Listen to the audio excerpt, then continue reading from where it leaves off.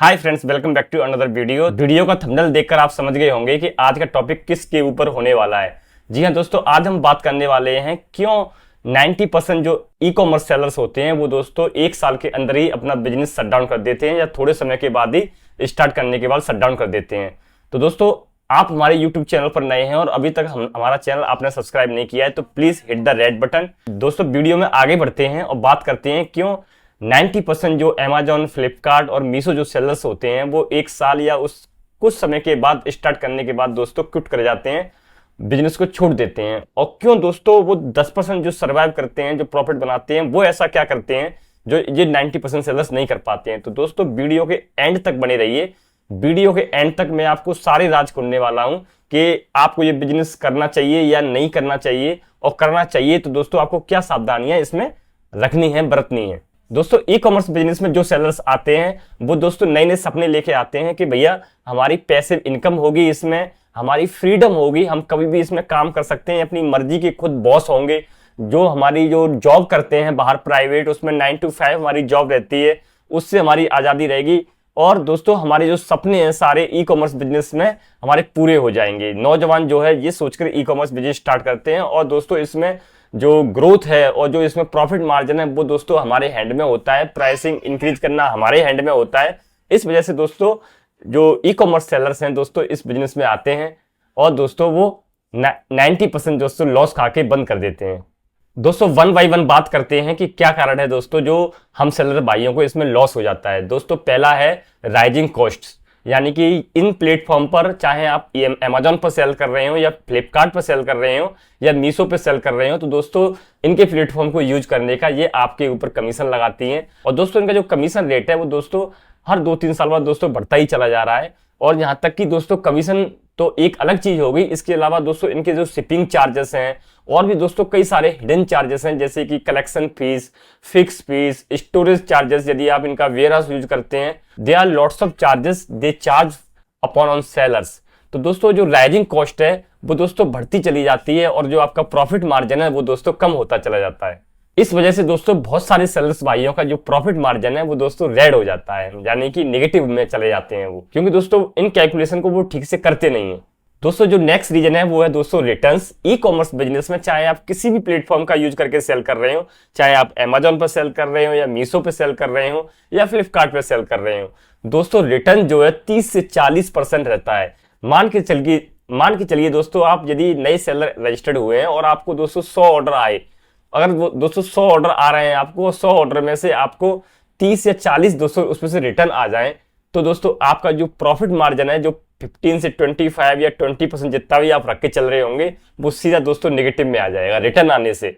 और दोस्तों customer return आने पर जो कंपनियां आपसे चार्जेस लगाती हैं, शिपिंग दोनों तरफ की और जो भी उनका कमीशन है, सारे चार्जेस आप पर लग जाते हैं। तो दोस्तों आपका जो पूरा जो प्रॉफिट मार्जिन है वो नेगेटिव में हो जाता है। तो आप जो है जैसे ही आप कैलकुलेशन तो लगा लेते हैं कि मैं 100 ऑर्डर शिप करूंगा तो दोस्तों मुझे को इतने रुपए का प्रॉफिट हो जाएगा पर डे, लेकिन उन 100 में से अगर 40 रिटर्न आ गए तो दोस्तों आपका पूरा प्रॉफिट मार्जिन नेगेटिव में।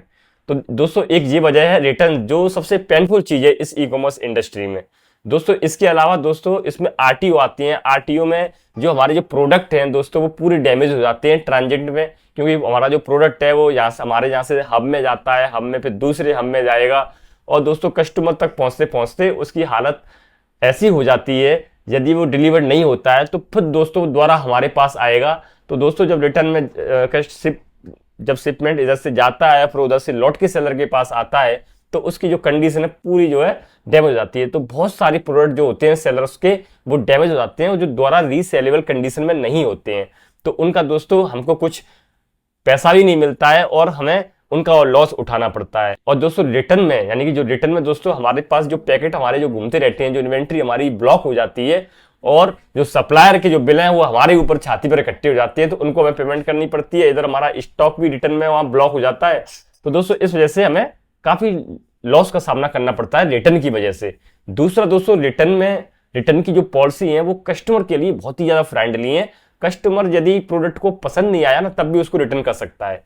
तो इनकी जो एब्यूजिंग पॉलिसी है कस्टमर के लिए रिटर्न करने की बहुत ही बकवास है। चाहे किसी भी प्लेटफॉर्म की आप बात कर लो, चाहे आप फ्लिपकार्ट को ले लो, मीशो को ले लो या Amazon को ले लो, कस्टमर ने बोल दिया कि I don't like the colour of the product, तो वापस कर देगा। तो इस वजह से दोस्तों लॉस काफी हो जाता है सेलर्स भाइयों को। नेक्स्ट दोस्तों, इंटेंस कंपटीशन। आए दिन दोस्तों हजारों सेलर्स जो है ऑन बोर्ड हो रहे हैं। आप जो प्रोडक्ट, कोई भी आप विनिंग प्रोडक्ट सोच के ले आओ, कोई भी आप यूनिक प्रोडक्ट लेके आओ, तो उसके दोस्तों हजारों सेलर्स ऑलरेडी उस प्रोडक्ट को सेल कर रहे होंगे और आपसे अच्छी हालत में सेल कर रहे होंगे।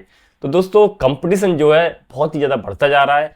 तो दोस्तों कंपटीशन बढ़ने की वजह से जो मार्जिन है प्रोडक्ट को सेल करने का, वो दोस्तों गिरता जा रहा है। जब कंपटीशन दोस्तों हाई होता है तो सेलर्स को क्या है, सेलर्स में होड़ होती है ऑर्डर लाने की। अच्छा ये सेलर इसी प्रोडक्ट को इतने रुपए का बेच रहा है, चल मैं इससे 10 रुपए सस्ता बेचता हूँ। दूसरा सेलर देखेगा, अच्छा ये इतने का बेच रहा है, चल मैं इससे और 10 रुपए सस्ता कर देता हूँ। तो दोस्तों कंपटीशन की वजह से प्राइसिंग गिरती जा रही है और जो कॉस्टिंग है, जो चार्जेस हैं, वो बढ़ते चले जा रहे हैं। तो इस वजह से दोस्तों हाई कंपटीशन की वजह से भी सेलरों में बहुत ज्यादा कंपटीशन हमें देखने को मिल रहा है, जिससे प्राइसिंग डाउन होने की वजह से जो नए नए सेलर आते हैं उनको दोस्तों लॉस का सामना करना पड़ता है।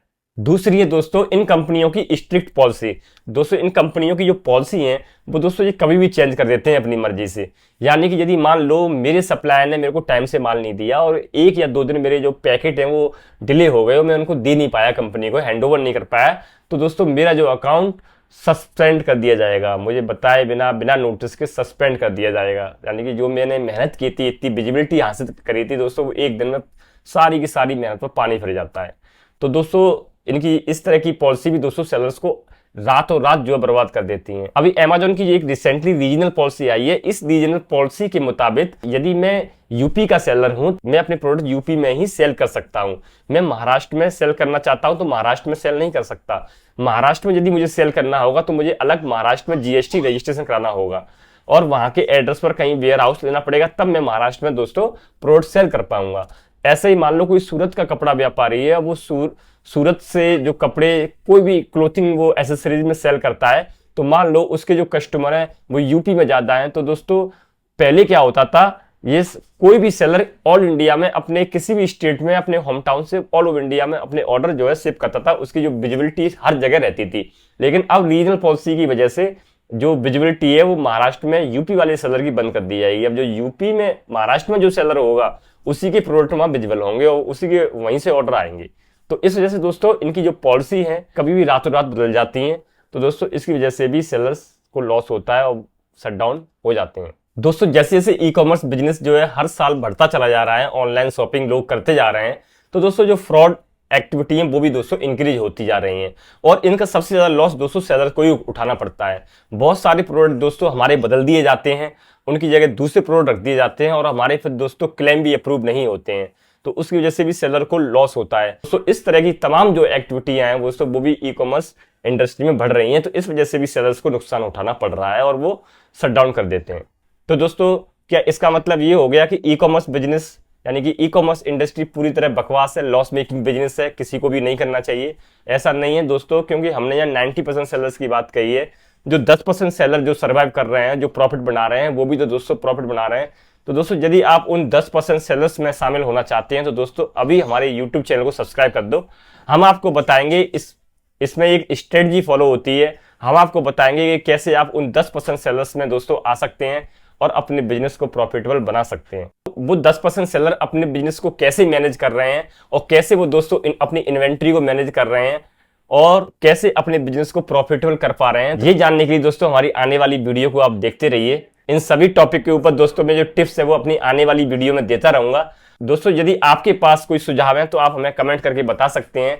आपकी कोई क्यूरी है तो आप हमें कमेंट करके पूछ सकते हैं। और दोस्तों एक बार फिर रिक्वेस्ट है, यदि अभी तक आपने हमारा चैनल सब्सक्राइब नहीं किया है तो अभी रेड बटन को दोस्तों हिट कर दीजिए। Thank you very much.